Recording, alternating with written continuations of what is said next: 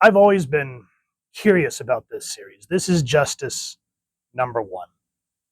And I remember seeing this in Wizard magazine once upon a time ago and seen bits online, but I've never read it. So, I've read, yeah, I have two of those huge Alex Ross books that came out way back in the day. They're like giant, and we'll eventually go over them. They're just hard to open up and flip through. But I never got to read Justice. So I was at Circle K, and remember how I told you they do the reprints, which that's how you can tell. I was like, well, hell, why not? The price tag on this was $5, and they're asking $3. Yeah, I'm going to check it out. So at least I got the reprint to read issue 1. And this cover, absolutely fantastic. Love the uses of those blues and the shadows. I know that some people will say Alex Ross is overrated. Me, I grew up with it. I remember seeing Kingdom Come for the first time, and I was in love with the artwork. So I don't know if they put the credits on here or not. Hold on. Gotta check. It does not look like it. Boop, boop, boop, boop. Hold on. Nope, just on the cover. All right, so I'm not sure who does what. Obviously, Alex Ross doing the work. Jim Krueger, don't know what he's doing, and Doug Braithwaite, I'm not sure what he does either. I'm assuming inks and letters. Sure, we'll get into it. That's why I hate when they don't put the proper credits. That just irks my girk. Speaking of, now, when I first opened this up, I didn't know what to expect. I didn't look up any wiki. I remember seeing articles about it, but it's been so long. It was lost to the memory of time. And so I came into this completely blind. Now I'm going to kind of spoil this because I want to go through the opening. That's what I really want to focus on here, because this is what caught my attention, and I was really hoping that Justice was going to be like it is an Elseworld. That's and after I read this, I went back and Alex Ross said that he basically kind of wanted to do an Elseworld style that was an homage to the Super Friends. If y'all remember that cartoon from the 80s. But I was hoping that this was going to be like a dark Elseworld. So check this out. Who decided we needed to be saved? Who decided to roll out the red carpet for the saviors? That's what I want to know. We were the forgers of the planet, the lifters of the flame. We were the dreamers and the myth makers. We were the inventors and the industry and the life and the blood. We were Earth's men, not them. But it's too late now.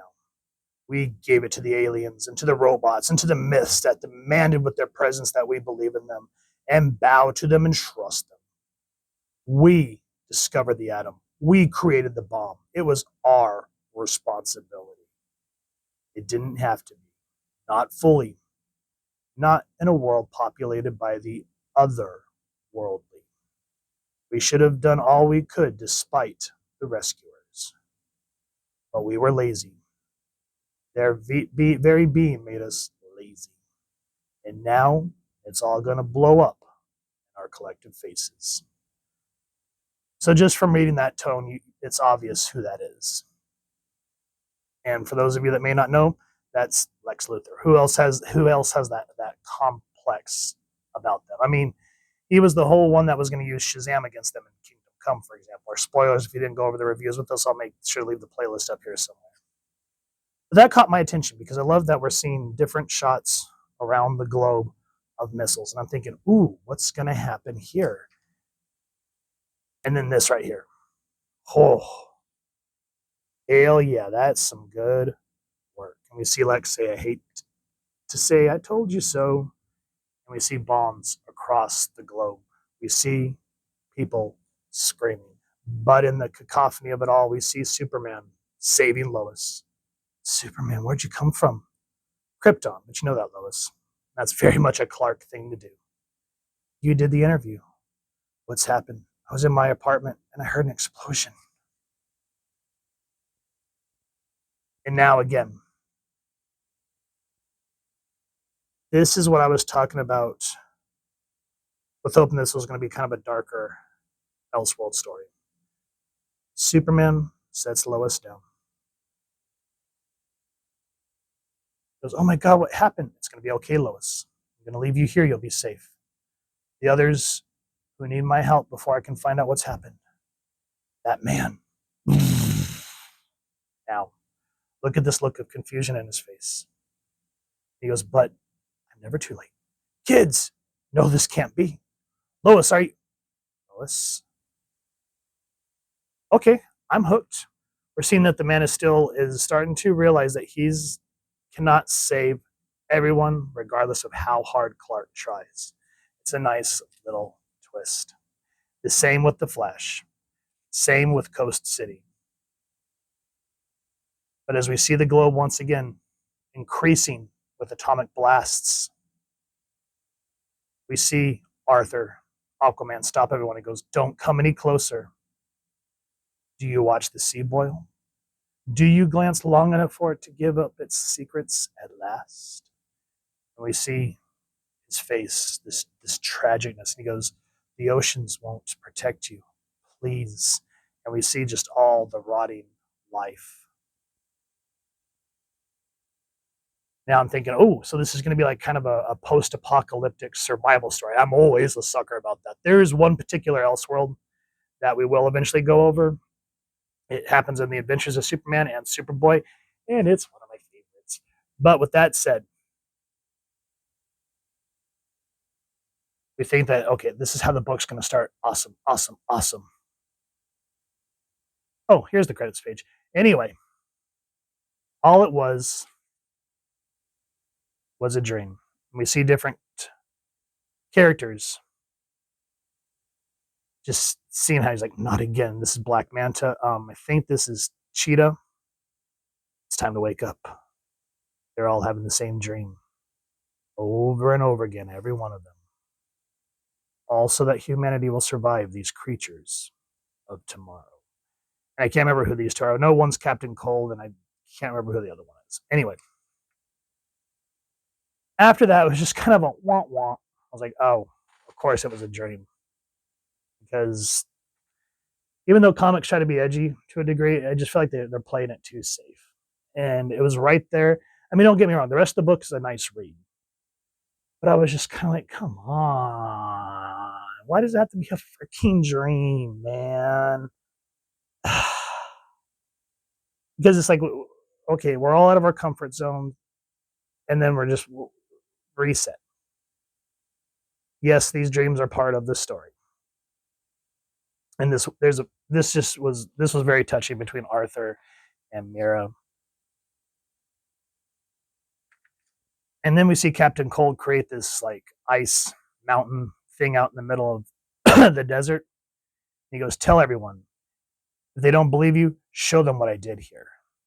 There. Maybe now I'll be able to get a decent night's sleep.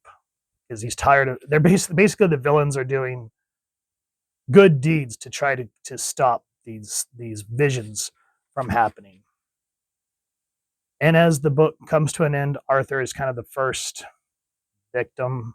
Comics, no one ever dies, but the first victim of the Legion of Doom as it comes to fruition.